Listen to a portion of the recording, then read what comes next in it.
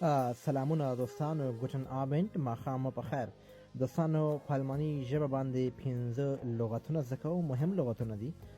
اول لغت موږ سره ده سړی. سړی ته په الماني ژبه باندې وایي دیا من، یعنی سړی.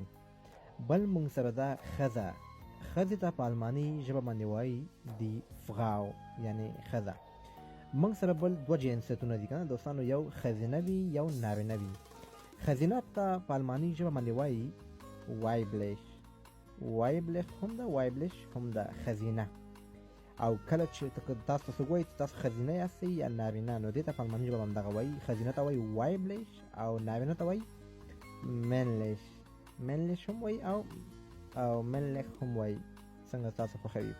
او بل موږ سره دوستانو ده نفر. موږ یو عام نفر وي که نه، معلوم نه وي مطلب څه وي، عام نفر وي، نو نفر ته وایي دی پیزون. دی پیزون دغسې کولی شئ لغتونه دلته زده کړئ.